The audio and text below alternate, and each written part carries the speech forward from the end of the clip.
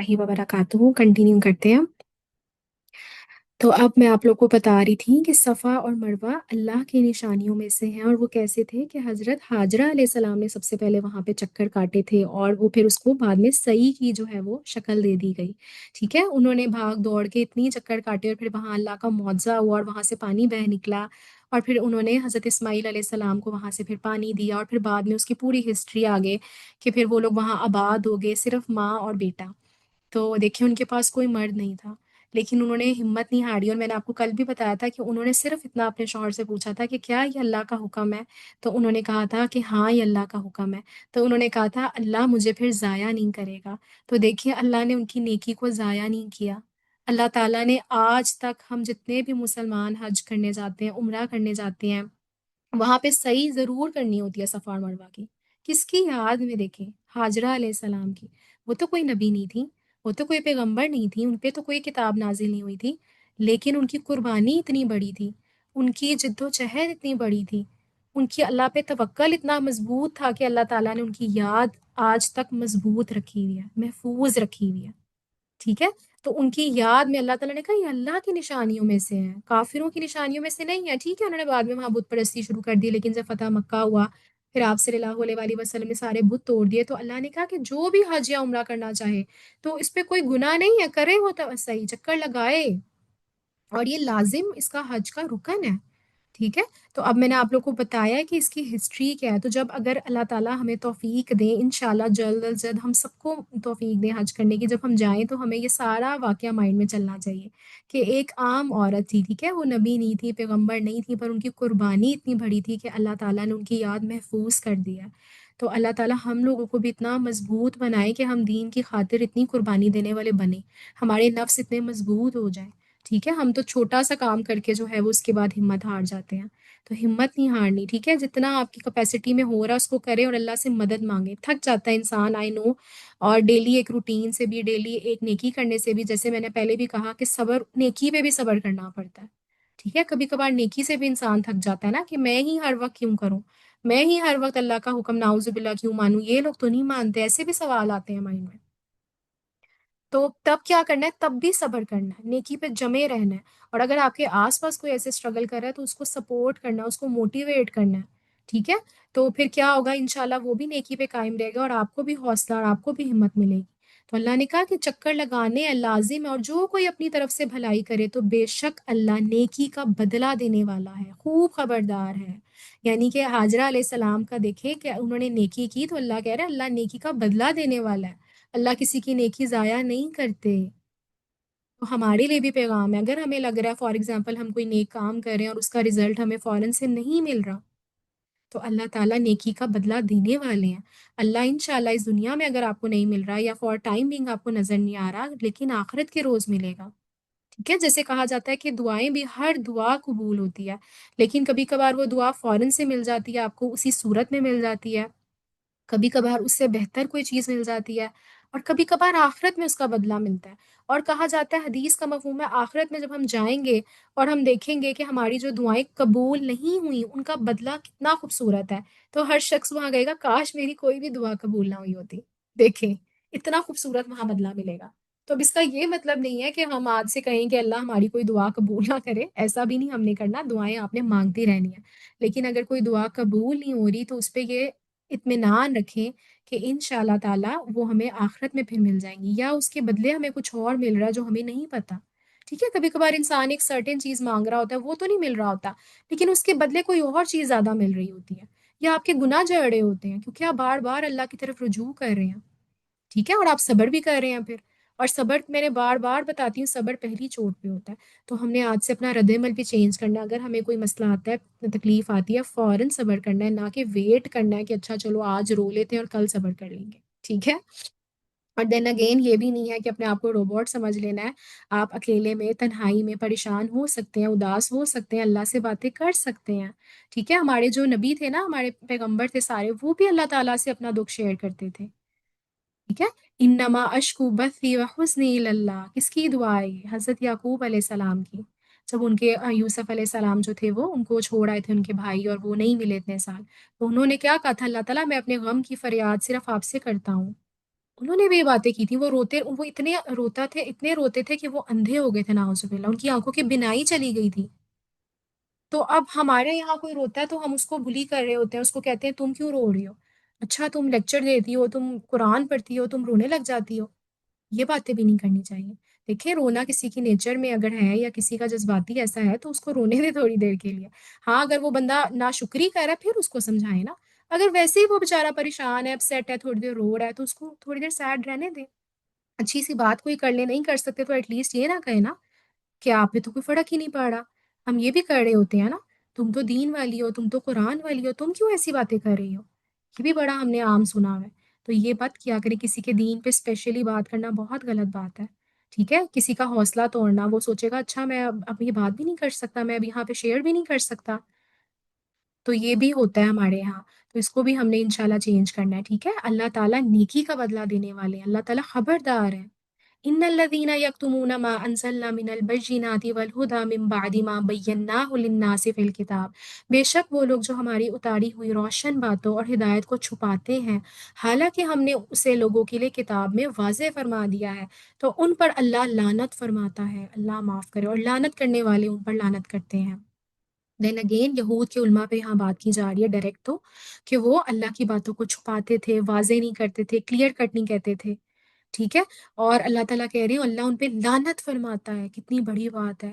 اور لعنت کرنے والے ان پر لعنت کرتے ہیں، یعنی فرشتے بھی ان پہ لعنت کرتے ہیں، اور مسلمان بھی ان پر لعنت کرتے ہیں، اور کہا جاتا ہے کہ کافر ایک دوسرے پہ بھی لعنت کریں گے قیامت کے روز کہ تم نے مجھے بہکایا، تمہارے پیچھے میں لگا تھا۔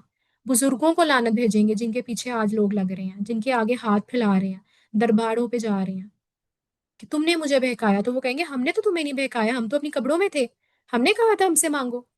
سب آپ سے بے نیاز ہو جائیں گے، تو ابھی بھی دیکھ لیں کہیں رخ ادھر تو نہیں ہے آپ کا۔ بچا لیں اپنے آپ کو، بچا لیں اپنے بچوں کو، بچا لیں اپنے گھر والوں کو، سمجھائیں انہیں۔ اور اگر ریجڈ ہوتے ہیں وہ تو ان کے لیے دعا مانگیں۔ ٹھیک ہے، یہ تو کر سکتے ہیں نا، اگر آپ کو بحث کرنے سے ڈر لگتا ہے، دلیل دینے سے ڈر لگتا ہے، ان کے لیے دعائیں مانگیں۔ اللہ تعالیٰ دعائیں آپ کی شاید قبول کر لیں انشاءاللہ، شاید کیا انشاءاللہ، انشاءاللہ۔ ٹھیک ہے، اور ہمارے لیے بھی پھر کیا سبق ہے کہ اگر ہمارے پاس حق ہے، اگر ہمارے پاس اچھی باتیں ہیں تو ہم اس کو چھپانا نہیں چاہیے، ہمیں اس کو بالکل بالکل بتانا چاہیے واضح۔ اور چھپایا کیسے جاتا ہے، اس میں دو چیزیں آ جاتی ہیں، اس میں دو چیزیں تھیں، یہ میں نے ہیڈنگز بنائی ہوئی ہیں۔ علم کا چھپانا کبیرہ گناہ ہے۔ ٹھیک ہے، چھپانا کبیرہ گناہ ہے، کیوں؟ کیونکہ اللہ لعنت فرماتا ہے، تو کبیرہ گناہ ہوا نا۔ اب چھپانا دو طرح سے ہوتا ہے، ایک ہوتا ہے زبان حال سے، وہ کیسے ہوتا ہے کہ آپ کے سامنے کوئی انسان کوئی کام کر رہا ہے، ٹھیک ہے، فار ایگزامپل نماز پڑھ رہا ہے، اب اس کا نماز کا طریقہ جو ہے وہ سنت سے ہٹ کے ہے، تو اب آپ کو پتہ ہے کہ وہ سنت سے ہٹ کے کر رہا ہے اور آپ کے سامنے کر رہا ہے، لیکن آپ اس کو نہیں بتا رہے، تو یہ بھی علم کو چھپانا ہے۔ ٹھیک ہے، کہ آپ کے سامنے کوئی عمل ہو رہا ہے اور وہ غلط ہو رہا ہے اور آپ نہیں بتا رہے۔ دوسرا کال سے چھپانا، کوئی پوچھ رہا ہے آپ سے آ کے تو آپ اس کو نہیں بتا رہے، یہ بھی علم کا چھپانا ہے۔ کیوں نہیں بتا رہے؟ سستی کی وجہ سے، ٹائم نہیں ہے، اچھا اب میں جواب ڈھونڈوں، اب مجھے آج کل نا بڑے سوال آ رہے ہوتے ہیں ڈفرینٹ ڈفرینٹ، اب ماشاء اللہ اتنے الحمد للہ نئے نئے لوگ جڑے ہیں، تو کوئی بھی ٹاپک جو ہے وہ اکثر پوچھ رہے ہوتے ہیں لیکچر سے ہٹ کے بھی، تو مجھے سم ٹائمس ہوتا ہے کہ اچھا نہیں میں نے ایسے جواب نہیں دینا، میں پھر اس پہ پوری ریسرچ کرتی ہوں، حدیث ڈھونڈتی ہوں، یا جو مجھے پتا ہوتا ہے الحمد للہ میں ویسے ہی بتا دیتی ہوں۔ تو لیکن اب کبھی کبھار یہ بھی تو ہوتا ہے نا، سستی ہو جاتی ہے، اچھا اب اتنے سوال آ گئے ہیں اب جواب دیں، تو یہ نہیں ہم نے کرنا۔ ٹھیک ہے، آپ ان شاء اللہ تعالیٰ اللہ سے مدد مانگیں، اللہ تعالیٰ آپ کو خود جو ہے وہ اس چیز کی توفیق دیتے ہیں۔ پھر حسد کی بنا پر بھی ہم چھپاتے ہیں، جیسے یہود بھی چھپاتے تھے، یا لوگ ابھی بھی، اگر میں نے اس کو بتایا تو یہ میرے سے زیادہ آگے نکل جائے گا، تو یہ نہیں کرنا آپ نے۔ ٹھیک ہے، اگر وہ نکل رہا تو اچھی بات ہے، آپ کو ہی ثواب ملے گا۔ ٹھیک ہے، اور پھر کیا، یا بخل کی وجہ سے، کنجوسی کی وجہ سے ہم جو چھپاتے ہیں، تو یہ ساری چیزیں ہم نے نہیں کرنی۔ سبق کیا ملتا ہے اس سے؟ پھر سبق یہ ملتا ہے علم کو چھپانا کبیرہ گناہ ہے، تو ہم نے علم کو نشر کرنا ہے، علم کو پھیلانا ہے، علم والوں کی ذمہ داری ہے۔ آپ سب یہاں پہ علم والے ہیں اس ٹائم، آپ سب لوگوں نے آج کتنا روزہ، آئی تھنک 9th روزہ ہے، تو 9ویں روزے تک کم سے کم ماشاءاللہ، چلو اس سے پہلے کی بات تو میں نہیں کری، لیکن جو لوگ ریگولرلی آ رہے ہیں تو آپ لوگوں نے 9 دنوں میں کتنا کچھ سیکھا ہے، اللہ تعالیٰ تو گواہ ہو گئے ہیں نا اس پہ۔ تو اب آپ لوگوں نے جو 9 دنوں میں سیکھا ہے، اگر آپ نے اس میں سے 9 باتیں بھی نہیں سیکھنے کے لیے آگے بتائیں تو پھر یہ چھپانا ہو رہا ہے علم کا۔ میں نہیں کہہ رہی آپ باہر جا کے 10 لوگوں کو بتانا شروع کر دیں، آپ اپنے گھر میں کسی ایک بندے سے شیئر کرنے لگ جائیں، آج میں نے کلاس میں یہ سیکھا، ایک بات بتا دیں کوئی بھی۔ اسی لیے کہتی ہوں عمل کی بات لکھیں، عمل کی بات جب آپ لکھیں گے نا میرے لیے، وہ آپ آگے بھی لوگوں کو فارورڈ کر سکتے ہیں، اور میں نے ایسے ہی کام شروع کیا تھا۔ ٹھیک ہے، میں نے لکھنے سے ہی شروع کیا تھا واٹس ایپ پہ، میں کتنی دفعہ بتا چکی ہوں، میسج ٹائپ کر کے لکھ کے بھیجا کرتی تھی، ایک آیت کا سبق، ایک آیت کا میننگ، ایک آیت کی تفسیر. پھر لکھنے کے بعد وائس نوٹ شروع کیا تھا، وائس نوٹ کے بعد میں نے اپنی کزنز میں اور اپنی صرف فرینڈز میں جو ہے وہ شروع کیا تھا، پھر کہ 4 10 8 لوگ ایڈ کیے تھے. پھر اس سے آہستہ آہستہ آہستہ سرکل آگے بڑھا تھا. تو چھوٹے چھوٹے لیول پہ کام کرنا سیکھیں. ٹھیک ہے، علم کو پھیلانا ہماری ذمہ داری ہے، ورنہ ہمیں سزا ملے گی، نعوذ باللہ لعنت کریں اللہ تعالیٰ.